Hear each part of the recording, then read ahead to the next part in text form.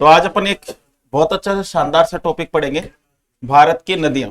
Interesting topic है क्योंकि इस टॉपिक के अंदर बोर होने का बिल्कुल काम नहीं है। ठीक है, तो चलते हैं क्लास में, स्टार्ट करते हैं। और आज की क्लास जो अपनी रहेगी अपवाद तंत्र की रहेगी। देखो भैया, अरे बातें क्यों कर रहे हो, सामने देखो। मतलब ये जो टॉपिक है इतना इंटरेस्टिंग है कि अगर इसको आप साथ के साथ बहुत अच्छे से पढ़ोगे ना तो अच्छे से समझ में आएगा। अच्छे से मतलब कि मैं एक दिन तो इसका डायग्राम समझाऊंगा, एक दिन उसकी थ्योरी लिखवाऊंगा। समझ में आ रहा है? अगर किसी भी नदी का डायग्राम अगर आपको याद हो गया तो आपको थ्योरी याद करने की जरूरत ही नहीं पड़ेगी। समझ में आ रहा है कि नहीं आ रहा? मैं आपके लिए डबल मेहनत कर रहा हूं। एक दिन पूरा डायग्राम बनाऊंगा, दूसरे दिन उसकी थ्योरी लिखवाऊंगा। मैं ऐसा भी कर सकता हूं जल्दी पढ़ाने के चक्कर में कि आपको डायरेक्ट ही मैं लिखवा दूं, ठीक है, समझाता हुआ, तो उसमें मेरा आधा समय बच जाएगा। लेकिन कोई दिक्कत नहीं, मैं एक दिन आपको पूरा डायग्राम समझाऊंगा, कोई दिक्कत नहीं, आराम आराम से। लेकिन आपका भी इतना दायित्व बनता है कि आप घर जाकर उस डायग्राम को कम से कम 5 से 7 बार बनाओ। कोई दिक्कत? तो कौन सा तरीका अपना है? पहले डायग्राम फिर थ्योरी। सही है? आप भी साथ में रहोगे, जैसे बताएंगे वैसे आपको करना है। घर पे जाकर कितनी बार बनाओगे? 5 से 7 बार। जब तक बनाना है तब तक आपको याद नहीं हो जाए, बिना देखे आप नहीं बना सकते। चले भैया आ जाओ, देखिएगा साथियों, चलते हैं। और यहां पर अपन बात करेंगे भारत के अपवाद तंत्र के बारे में चर्चा करेंगे। तो भारत का जो अपवाद तंत्र है, भारत का अपवाह तंत्र, देखो भारत का अपवाद तंत्र किस तरीके से पढ़ते हैं। आज वो जमाना गया है कि पहले पूछा जाता है कि कौन सी नदी किसकी सहायक नदी है।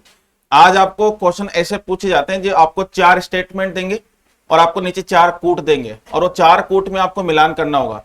देखो पहले होता था, पहले सीधे सीधे वन लाइनर क्वेश्चन पूछा करते थे, सबसे बड़ी नदी कौन सी है, सबसे छोटी नदी कौन सी है। ये क्वेश्चन आज भी पूछे जाते हैं लेकिन आज कम पूछे जाते हैं। आज आपको ऐसे प्रश्न पूछे जाएंगे कि आपसे कहेंगे कि गंगा नदी के बारे में सत्य कथन बताओ। एक ऊपर स्टेटमेंट दे दिया कि गंगा नदी के बारे में सत्य कथन बताओ। अब आपको नीचे 4 कथन देंगे और वो 4 कथन के अंदर आपको देखना है कि गंगा नदी के बारे में कौन कौन से सुटेबल कथन है, स्टेटमेंट है उसके अंदर। फिर आपको कूट में आपको मैच करना है कि कौन कौन से सही है या फिर कौन कौन से गलत है। चले बच्चे, देखो एग्जाम की बात करें तो एग्जाम सबसे छोटा एग्जाम राजस्थान का कौन सा होता है? राजस्थान पुलिस का। और अगर सबसे बड़ा एग्जाम कौन सा होता है? राजस्थान का आरएस का। तो आरएस प्री तक की बात कर रहा हूं मैं। आरएस प्री तक अगर नदियों से प्रश्न आता है तो एक प्रश्न भी आपका गलत नहीं होगा, मेरी गारंटी है, दोबारा पढ़ने की जरूरत नहीं पड़ेगी। चले आ जाओ, देखिएगा भैया, यहां पर अगर अपन बात करते हैं भारत का अपवाद तंत्र की, तो भारत का जो अपवाद तंत्र है इसको अपन किस तरीके से पढ़ेंगे। सबसे पहले अपन चलते हैं भारत के हिस्ट्री में। भारत जब बना था तो भारत अफ्रीका महाद्वीप से बना। किससे बना था भैया? अफ्रीका महाद्वीप से भारत बना। कौन से महाद्वीप से बना था? अफ्रीका महाद्वीप से। देखो जब भारत बना था तो भारत कौन से महाद्वीप से बना था? अफ्रीका महाद्वीप से। अफ्रीका महाद्वीप से। देखो भारत जब बना था तो भारत का ये वाला टुकड़ा सबसे पहले बना। अपना जो दक्षिण भारत है सबसे पहले बना था। भारत का निर्माण हुआ, यानी कि भारत का मानचित्र यही था पहले। इसके ऊपर 33 सागर हुआ करता था। 33 सागर, 33 सागर, ये 33 सागर था। फिर यहां पर ट्रांस हिमालय पड़ता था, ट्रांस हिमालय। फिर ट्रांस हिमालय से नदियां आती नीचे की तरफ और 33 सागर को भर देती है। ये कोबर ने कहा था, लेकिन इस सिद्धांत को फिर से एक रिपीट किया एक वैज्ञानिक ने, उसका नाम था हेरिहेंस व वेगनर ने। हेरिहेंस वेगनर ने कहा कि यहां पर क्या होता है कि एक प्लेट ऊपर से आती है, एक प्लेट नीचे से आती है। जब 2 प्लेटें भूमि के अंदर इस प्रकार से मिलेगी, सपोज करो, थोड़ा सा कॉमन सेंस लगाओ कि भूमि के अंदर 2 प्लेटें, बहुत विशाल प्लेटें, दोनों प्लेटें इस प्रकार से टकराएगी तो बीच का मलबा बाहर की तरफ आएगा कि नहीं आएगा? और इससे क्या होगा? एक हिमालय बना। वो सारी चीजें मैं बताऊंगा, हिमालय कैसे बना कैसे नहीं बना। बट अभी आपको इतना ध्यान रखना है कि भारत का सबसे प्राचीन भाग ये दक्षिण भारत है। समझ में आ रहा है? भारत का सबसे प्राचीन भाग ये 33 सागर गया। फिर इसके बाद में यहां पर क्या आया? हिमालय आया। यानी कि ये जो दक्षिण भारत है ये पहले ही बन गया था, लेकिन ये हिमालय बाद में बना था। सही बात है ना? अगर जो चीज पहले बनी है तो उसके अंदर जो भी चीजें होगी, जैसे कोई नदी है तो वो नदियां भी प्राचीन ही होगी। कोई चीज बाद में बनी है, हिमालय बाद में बना, तो हिमालय से निकलने वाली जितनी भी नदियां वो कैसी नदियां होगी? नवीन ही होगी, नहीं होगी। सही बात है कि नहीं है? यानी कि थोड़ा सा डिफरेंस समझना है अपन को इनमें। और डिफरेंस कैसे समझना है, ध्यान से सुनो भाई। जो भारत का अपवाह तंत्र है, भारत का अपवाह तंत्र, अपवाह तंत्र, भारत के अपवाह तंत्र को दो भागों में बांट सकते हैं। कितने भागों में बांट सकते हैं बच्चे? दो भागों में बांट सकते हैं। ध्यान से सुनना, भारत के अपवाह तंत्र को दो भागों में कैसे बांटेंगे, यहां पर देखिएगा। जैसे ये अपना प्यारा सा भारत है, और इस भारत में अपन देखते हैं कि यहां पर तो हिमालय होगा, ये हिमालय वाला जोन हो गया, ये प्रायद्वीप हो गया, प्रायद्वीप। तो देखो यहां पर कुछ नदियां तो हिमालय से निकलती है भैया, कुछ नदियां तो कहां से निकलेगी? हिमालय से निकलेगी, और कुछ नदियां प्रायद्वीपीय दक्षिण भारत में बहेगी इस तरीके से। तो जो हिमालय से निकलेगी नदियां वो हिमालय की नदियां कहलाएगी, और जो प्रायद्वीपीय भारत में बहेगी वो प्रायद्वीपीय भारत की नदियां कहलाएगी। ऐसे कौन कौन से स्टूडेंट है जिनको प्रायद्वीप पता नहीं, प्रायद्वीप क्या होता है? पूछना चाहिए ना आपको। अगर कोई चीज में कोई नया शब्द बोल रहा हूं तो आपको पूछना चाहिए कि सिर्फ प्रायद्वीप क्या होता है, पूछना चाहिए ना। अब ध्यान से सुना थोड़ा सा इसको, मुझे पता था कुछ ना कुछ। देखो एक तो द्वीप होता है बेटा, एक होता है महाद्वीप, और एक होता है प्रायद्वीप। देखो बच्चों, द्वीप किसे कहेंगे? ऐसा स्थल भाग, ऐसा स्थल भाग जिसके चारों तरफ क्या भरा हो? पानी भरा हो, तो वो तो क्या कहलाएगा? द्वीप। अगर ये स्थल भाग बड़ा हो जाए, क्या हो जाए? बड़ा। अब बड़ा होगा तो इसके ऊपर लोग जाकर रहेंगे, और फिर ये क्या बन जाएगा? महाद्वीप। अब प्रायद्वीप किसे कहेंगे? ऐसा स्थल भाग जिसके तीनों ओर, एक इधर पानी भरा है, एक इधर पानी भरा, एक इधर पानी भरा हुआ है, और इधर स्थलीय भाग से सीमा लग रही है। यानी कि ऐसा स्थल भाग जिसके तीनों ओर जल भरा हो, चारों ओर नहीं, कितनी ओर? तीनों ओर जल भरा हो, तो क्या कहलाएगा? प्रायद्वीप कहलाएगा। इंग्लिश में पेनिसुलर इंडिया कहते हैं, ठीक है, यानी कि प्रायद्वीपीय भारत। ये जो प्रायद्वीपीय भारत है, इस प्रायद्वीपीय भारत की बात करें तो इसके अंदर जो भी नदियां बहेगी वो प्रायद्वीपीय भारत की नदियां कहलाएगी, और जो हिमालय से निकलेगी वो हिमालय की नदियां कहलाएगी। देखिएगा यहां पर सबसे पहले अपन बात करेंगे हिमालय की नदियां, हिमालय की नदियां। हिमालय की जो नदियां हैं इसके बारे में चर्चा करेंगे। फिर यहां पर अपन आते हैं तो इधर प्रायद्वीपीय भारत की नदियां, प्रायद्वीपीय भारत की नदियां, क्या अंतर है? बहुत बार इस प्रकार से प्रश्न पूछे जा रहे हैं अभी वर्तमान में, कि आपसे पूछेगा हिमालय की जो नदियां हैं, हिमालय की नदियों के बारे में सत्य कथन बताओ। तो भैया हिमालय की नदियां नवीन होगी। कैसी होगी? नवीन। अरे भाई नवीन क्यों होगी? क्योंकि हिमालय बाद में बना था, तो बाद में हिमालय बनेगा, तो हिमालय बनेगा फिर नदियां का उद्गम होगा। सही बात है कि नहीं है? तो हिमालय की नदियां कैसी है? नवीन है। जबकि प्रायद्वीपीय भारत की नदियां कैसी है? प्राचीन है बच्चे, प्राचीन। कोई दिक्कत? अब ध्यान से सुनना, एक चीज मैं आपको बता रहा हूं यहां पर, हिमनद।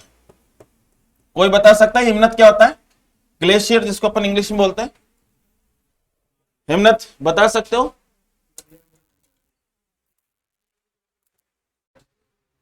देखो भाई, हिमनद उसे कहेंगे, सीधी भाषा बता रहा हूं, सबसे पहले किसी पर्वत पहाड़ पर, किसी पर्वत पहाड़ के ऊपर बर्फ जम जाए उसे अपन हिमनद कहेंगे। समझ में आ रहा है? ये सीधी भाषा में। अब ज्योग्राफी की लैंग्वेज में, कोई पर्वत पहाड़, कोई पर्वत पहाड़ समुद्र सतह से 4500 मीटर, 4500 मीटर के ऊपर निकल जाए, तो जैसे ही अपन समुद्र सतह से 4500 मीटर के ऊपर जाते हैं तो वहां का टेम्परेचर क्या हो जाएगा? माइनस, और उस पर्वत पहाड़ पर क्या जम जाएगी?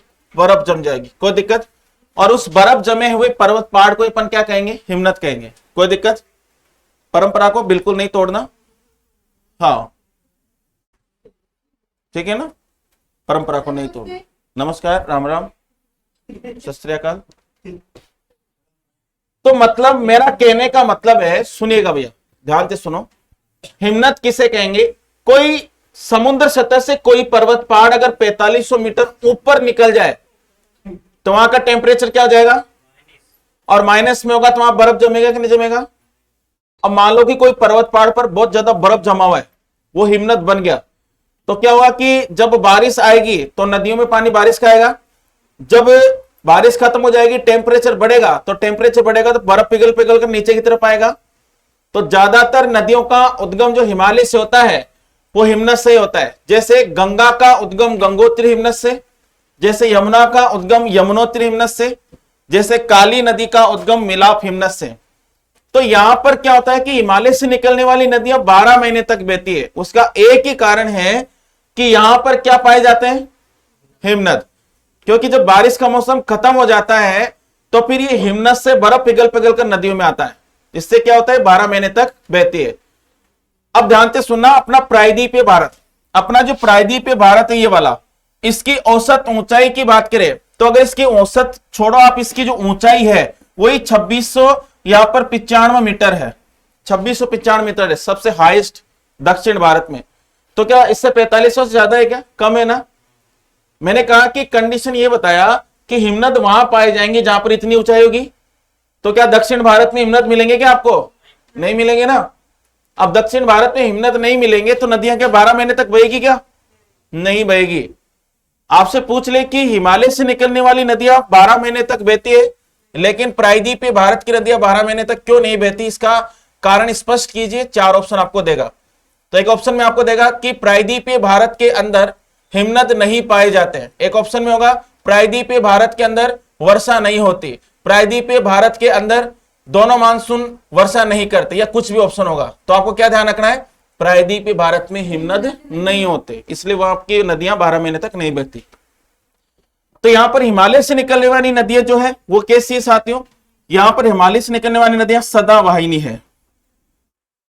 कैसी है भाई, सदावाहिनी, या फिर इसको क्या कहेंगे, बारहमासी। एक ही बातें होता है ना, समझ जाओगे ना। और यहां की नदियां मौसमी है, मौसमी। लेकिन एक अपवाद है, यहां पर अपवाद हर जगह रहते हैं भैया। हाँ, अपवाद हर जगह रहते हैं। आपके मोहल्ले में अपवाद है, मैं कह रहा हूं मोहल्ले में नहीं, घर में भी 1-2 अपवाद रहते हैं, ठीक है। अपवाद क्या है, यहां पर दक्षिण भारत की जितनी भी नदियां हैं ये मौसमी नदियां। मौसमी क्यों बोला, क्योंकि मौसम जब आता है बारिश का तभी बहती है, समझ में आया, मौसमी नदियां। यहां की एक नदी है कावेरी नदी, ये कावेरी नदी वर्ष भर बहती है। कब बहती है भैया, वर्ष भर बहती है। इस यहां पर जो अपवाद क्या है इसके, कावेरी नदी वर्ष भर बहती है, कावेरी नदी, कावेरी नदी। कावेरी नदी दक्षिण भारत की एकमात्र नदी है जो वर्ष भर बहती है। अब इसमें आपको कारण पूछना चाहिए सर, क्यों क्यों बहती है वर्ष भर, पूछो क्यों बहती है सर, पूछा करो आप लोग। अब ध्यान से सुनो, ये चीजें अभी डाउट क्लियर नहीं होंगे ना तो बाद में भी कभी नहीं होंगे, समझ में आ रहा है। यहाँ पर मैं नदियां एक बार पढ़ा रहा हूं, उसके पैसे ले रहा हूं, पैसे मतलब कोचिंग में फीस जमा करा रहे हो आप। अगर आप 2 बार पढ़ोगे तो फिर से आपको फीस जमा करानी पड़ेगी, दूसरी कोचिंग में जाओगे फिर ज्यादा फीस जमा करानी पड़ेगी। इससे बढ़िया है एक बार जहां पर पढ़ रहे हो वहां पर डाउट क्लियर कर लो, ठीक है भाई।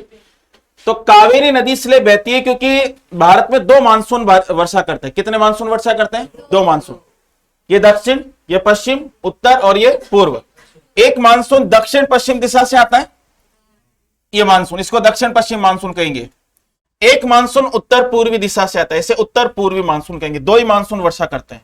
ये दोनों के दोनों मानसून जो है, भारत में 2 मानसून है और दोनों के दोनों मानसून तमिलनाडु में वर्षा करते हैं। एक मानसून गर्मी में आता है, एक मानसून सर्दी में आता है, और दोनों के दोनों मानसून क्या करते हैं वर्षा, तमिलनाडु में करता है। अभी मैं इतनी बात बताऊंगा, जब मैं आपको मानसून पढ़ाऊंगा तब बताऊंगा कि दोनों मानसून कैसे तमिलनाडु में वर्षा करते हैं, समझ में आया। तो देखो, तो आपको ध्यान रखना है, आपको इतना ध्यान रखना है, क्या ध्यान रखना है कि भारत में 2 मानसून है, एक सर्दी का और एक गर्मी का।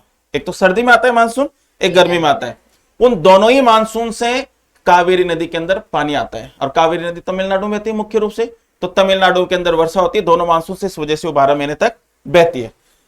तो यहां पर अपन ने अंतर स्पष्ट कर रहे हैं, और अंतर स्पष्ट कर रहे हैं, यहां से प्रश्न पूछे जाएंगे भैया अच्छे एग्जाम में। छोटे मोटे एग्जाम में नहीं आएगा, राजस्थान पुलिस वगैरह में नहीं पूछा जाएगा। कोई अच्छा एग्जाम दोगे आप एसआई वगैरह का, तो उसमें इसी प्रकार के प्रश्न आएंगे। तो हिमालय की नदियां नवीन होती है, ये प्राचीन होती है, ये सदावाहिनी होगी, ये मौसमी होगी। अपवाद क्या बताया मैंने? कावेरी नदी। अब ध्यान से सुनो, आकार। आकार, अब देखो भारत का सबसे चौड़ा भाग यही होगा क्या? भारत का सबसे चौड़ा भाग यहां पर, ये नीचे जाएंगे तो सकरा होता जाएगा। तो यहां पर क्या होता है कि नदी, जैसे ही नदी का उद्गम होता है तो नदी सागर की तलाश में, सागर समुद्र की तलाश में भटकती रहती है। जब तक उसको कोई ऐसा स्रोत नहीं मिलता कि उसमें पानी गिरा दे, तब तक वो बहती रहती है। जैसे उत्तराखंड से यहां से नदी निकली, उत्तराखंड से, और नदी यहां से निकलती है तो ये कोई समुद्र या फिर कोई ऐसा पथ का इंतजार करे इसमें अपना पानी गिरा दे, तो उसका कोई मिल ही नहीं रहा। तो गंगा नदी इस प्रकार से बहती बहती बहती बहती फिर बांग्लादेश चली जाती है, बांग्लादेश के बाद में फिर इसको बंगाल की खाड़ी मिलेगी। तो ये समुद्र की दूरी ज्यादा होने के कारण नदी कैसी हो जाती है? बड़ी हो जाती है। जबकि प्रायद्वीपीय भारत के अंदर देख लो, यहां पर अगर कोई तमिलनाडु से नदी निकली तो तमिलनाडु के बाद ही इसको समुद्र मिल जाएगा। समझ में आ रहा है? जैसे यहां पर वैतरणी नदी निकलती यहां से उड़ीसा से, क्योंझर की पहाड़ी से, तो वैतरणी नदी उड़ीसा के बाद सीधी बंगाल खाड़ी में, इनको तुरंत ही सागर मिल जाता है। यानी कि प्रायद्वीपीय भारत की नदियां लंबाई में छोटी होती है, जबकि हिमालय की नदियां लंबाई में कैसी होगी? बड़ी होगी। तो यहां पर आकार में कैसी होगी? बड़ी होगी। और ये कैसी होगी? आकार में छोटी।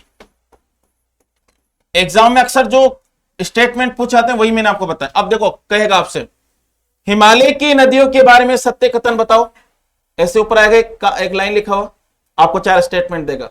पहला स्टेटमेंट, हिमालय की नदियां नवीन होती है, सही है कि स्टेटमेंट?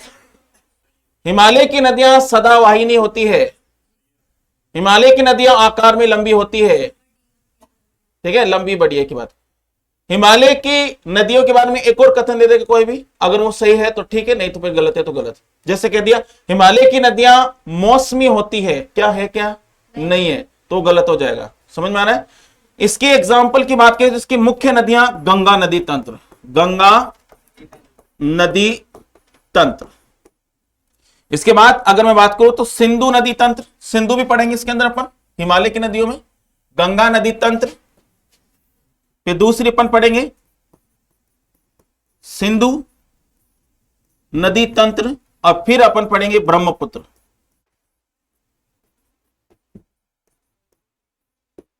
कोई दिक्कत? फिर यहां पर अगर मैं प्रायद्वीपीय भारत की नदियों के एग्जाम्पल बताऊं आपको, तो कावेरी पढ़ेंगे, कावेरी, कृष्णा, गोदावरी, यहां पर छोटी छोटी बहुत सारी नदियां पढ़ेंगे। तो ये अपन को ध्यान रखना है, सबसे पहले हिमालय की नदियां पढ़ेंगे, फिर प्रायद्वीपीय भारत की नदियां पढ़ेंगे। तो आप एक बार ऐसे कैसे उतार सकते हो? उतारो।